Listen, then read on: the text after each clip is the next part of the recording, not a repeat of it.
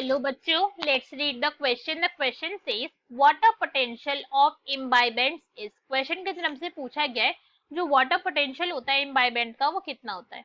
So now let's start the question. सबसे पहले हम question को solve करने का key concept देखेंगे. Key concept. तो क्वेश्चन को सॉल्व करने का की कॉन्सेप्ट क्या है हमारे कि हमें दो चीजें पता होनी चाहिए. दैट मीन्स फर्स्ट हमें पता होना चाहिए कि वाटर पोटेंशियल क्या होता है. हमारा इससे क्या मतलब अगर हम बोल रहे हैं कि हमें किसी चीज का वाटर पोटेंशियल के बारे में नॉलेज होनी चाहिए. नेक्स्ट हमें पता होना चाहिए कि भाई इम्बाइबेंट क्या होते हैं. ठीक है, अगर इन दोनों बातों के बारे में हमें नॉलेज है तो हम क्वेश्चन को इजिली सॉल्व कर लेंगे.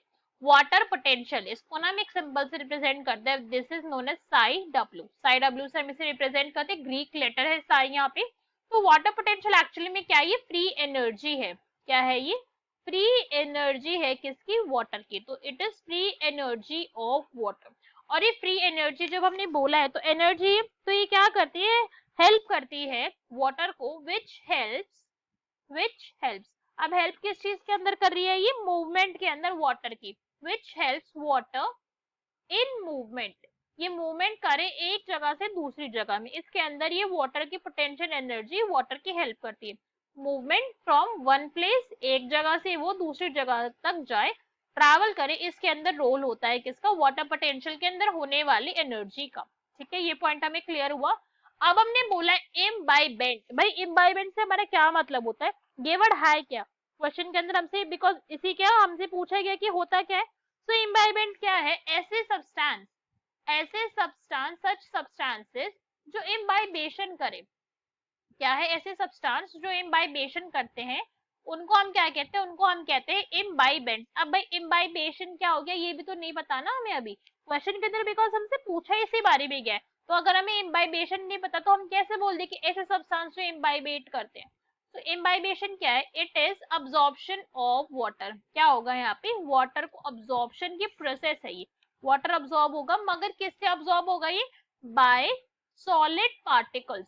किससे? सॉलिड हाइड्रोफिलिक पार्टिकल से जब वाटर की अब्सॉर्बेंस होगी, ऐसी प्रोसेस को हम क्या कहते हैं? ऐसी प्रोसेस को हम कहते हैं इम्बाइबेशन. ठीक है, ये पॉइंट हमें क्लियर हुआ. इसका एक बहुत कॉमन एग्जांपल आपने देखा होगा, seed soaked in water. Seed soaked in water इसका एक बहुत अच्छा एग्जांपल है. हर किसी ने देखा होगा घर के अंदर मम्मा क्या करती है, रात के टाइम पे मम्मा ने भिगो दिए छोले या फिर चने, कुछ भी मम्मा ने भिगो दिया, और फिर उनको क्या करते हैं नेक्स्ट डे जब जाते हैं तो उनका साइज है इंक्रीज हो जाता है. तो जिसने वाटर अब्सॉर्ब करा, ये क्या है? ये चीज है इम्बाइबेंट. ये जो हमारे ना ग्राम, ये यहाँ पे क्या है, this gram is actually the imbibant जिसने वाटर को अब्सॉर्ब करा है. और ये अपने आप में कैसा है? अपने आप में सॉलिड है, ये सॉलिड का सब्सटेंस है. तो इसे हम क्या कहते हैं? इसे ही हम कहते हैं इम्बाइबेंट. ठीक है, हमें पॉइंट क्लियर हो गया. तो क्वेश्चन के जब से पूछा गया जो वाटर पोटेंशियल होता है किसका? इम्बाइबेंट का, उसकी वैल्यू क्या होती है. तो वाटर पोटेंशियल की अगर हम बात करें इम्बाइबेंट के केस के अंदर तो ये क्या होती है कि हाईली नेगेटिव होती है. कैसी होती है? This is highly negative. Highly negative हमने क्यों बोला है? बिकॉज इम्बाइबेशन के लिए क्या एक नेसेसरी कंडीशन होती है, इनके लिए टू. फर्स्ट होता है यहाँ पे कि वाटर पोटेंशियल का यहाँ पे ग्रेडियंट होना चाहिए. क्या होना चाहिए? वाटर पोटेंशियल के बीच में ग्रेडियंट होना चाहिए. किस किस के? बिटवीन जो सॉलिड, दैट मीन जो इम्बाइबेंट है उसके बीच में, जो इम्बाइबेंट जो चीज वाटर को अब्सॉर्ब करेगी, और जो यहाँ पे प्रेजेंट है क्या? लिक्विड, जिसका एक्चुअली में जो जिसको अब्सॉर्ब करा जा रहा है, उन दोनों के बीच में वाटर पोटेंशियल का ग्रेडियंट होना चाहिए. तो ग्रेडियंट जितना ज्यादा हाई होगा, ग्रेडियंट बोला है हमने, ग्रेडियंट का मतलब क्या होता है? डिफरेंस होता है. तो ये जितना ज्यादा हाई होगा उतना ज्यादा क्या है? इम्बाइबेशन अच्छे से हो पाएगी. तो इसलिए हमने बोला है कि हाईली नेगेटिव चाहिए होता है ये. राइट, हमें ये पॉइंट समझ आ गया. और जो सेकंड हमसे अगर हम इसी की कंडीशन देखें इम्बाइबेशन के लिए कैसे क्या नेसेसरी होती है, दैट इज एफिनिटी.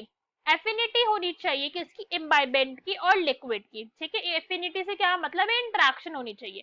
तो क्वेश्चन के अंदर हमसे पूछा था कि क्या वैल्यू होती है water potential of imbibant, that is C, highly negative. Highly negative होगा जब ये, तो जो रेट ऑफ इम्बाइबेशन है वो कैसा हो जाएगा? बढ़ जाएगा, बिकॉज डिफरेंस ज्यादा हो जाएगा उस केस के अंदर. तो सी इज आवर करेक्ट आंसर. बाकी के ऑप्शन देखिए, बाकी के इनकरेक्ट क्यों है. ए में हमें क्या गिवन है? Highly positive. अगर हाईली पॉजिटिव हो गया तो फिर डिफरेंस होगा ही नहीं, तो वाटर ट्रैवल ही नहीं कर पाएगा, तो इनकरेक्ट हो गया. B zero. नहीं भाई, जीरो नहीं होता है. अगर हम जीरो की बात करें कब क्या होगा? वो होता है फ्लैसिड सेल के केस में. मतलब जो वाटर के अंदर वाटर प्रेजेंट है ही नहीं, सारा का सारा वाटर लॉस हो चुका, तो उसको सारा का सारा ही वाटर अपने अंदर गेन करना है, उस केस के अंदर होता है। डी ऑलवेज पॉजिटिव, नहीं भाई, जब पॉजिटिव ही नहीं है तो फिर ऑलवेज पॉजिटिव की भी बात नहीं आती है, ठीक है। और अगर हम पॉजिटिव की बात कर रहे हैं तो कौन से केस में होता है, ये टर्जिड सेल के केस में होता है, दैट मीन्स सेल के पास अच्छा खासा पानी प्रेजेंट है, स्वॉलन होगा, तो इस केस के अंदर इनवाइब्रेशन भी अच्छे से नहीं हो पाएगी, बिकॉज सेल के पास ऑलरेडी वाटर प्रेजेंट है, ठीक है। तो और सेल कहाँ से लेगी, वाटर ले नहीं पाएगी, so our correct answer is C. Hope you understood it well, best of luck, thank you.